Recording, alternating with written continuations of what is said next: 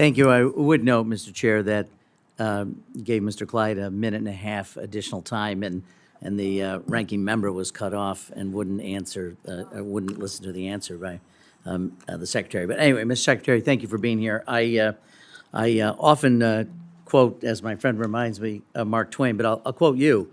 You said the U.S. economy is the strongest and most resilient in the world.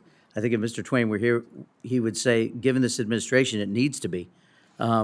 Last year, you testified before this subcommittee when I shared my concerns about, I have business leaders in Rochester, New York, because, you know, Republicans aren't the only people who talk to business leaders and people making investments about tariff policies that have thrown them into a constant state of uncertainty.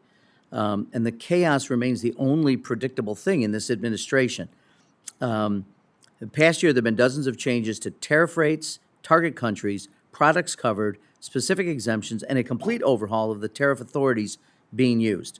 When businesses don't have predictability, and I learned a long time ago, when I'd meet with business leaders, they'd say, predictability is the most important thing. You do almost anything you want. I mean, they wouldn't like it, but at least if it's predictable. There is no predictability. And the market conditions are changing literally week to week. The ranking member mentioned $34 billion drop in factory construction investments in the last year, 89,000 manufacturing jobs lost. And I appreciate the continuity between the Biden and Trump administrations, from Micron, which is up in my region, and others. I'm proud of that. As Americans, we should be. But it's hard to argue when 30% of Americans approve of the administration's handling of the economy, 89,000 manufacturing jobs lost, and chaos.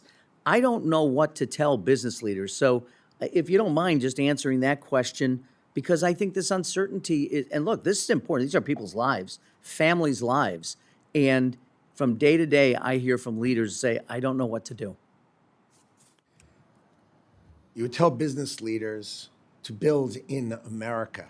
Build in America. We have advanced manufacturing. Let's build in America. $400 billion of pharmaceuticals coming in because of our tariff policy. Semiconductors, we will have $1 trillion of semiconductor announced investments during President Trump's administration. $1 trillion of semiconductor manufacturing. Well, one again and again. Let me just, for a moment, let's just hone in on that. So I represent Rochester, New York. Dozens of small and medium-sized optics manufacturers, one of the great optics manufacturing and research centers in the United States. These companies create everything from eyeglasses to metrology machines. They have lenses and hypersonic missiles. Almost everything that has a microelectronic chip has a lens. One I talked to just a few weeks ago, they're trying to onshore more of their production. To do that, they have to buy a multi-million-dollar machine from because it's not made in the United States. They have to buy it from allies. It's a $10 million purchase. The tariff alone from the country that they're bringing it in from under a Section 232 tariff is 10%, adds $1 million to the upfront cost. They're thinking about not doing it.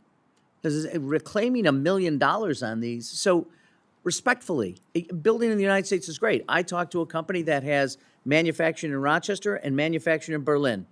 Because of Canadian imports that are going to get taxed, they said to me, it is less expensive for us, more profitable for us to build that, extend that manufacturing line in Berlin than it is in the United States. So look, I'd love to tell people to build it. We all want, all of us, Democrats, Republicans, I don't care who you are, build more manufacturing jobs in the United States, but you're losing them.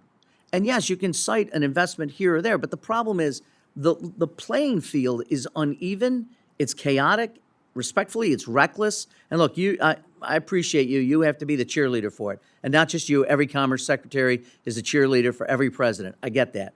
But at some point, you got to advise the president, this is reckless. It's hurting Americans. Even the notion, you're talking about auto manufacturers. The president's talking about Chinese auto manufacturers coming to the United States.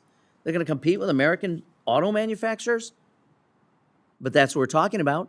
And you're talking about China. And by the way, they're electric vehicles. No, they're not allowed to bring Chinese cars here. Absolutely not. Well, the president's talking about allowing Chinese manufacturers to build and sell into American markets. It's announced last week. He's talking about it. No. Okay. Well, You should talk to him about what he says then. I'll yield back, Mr. Chair.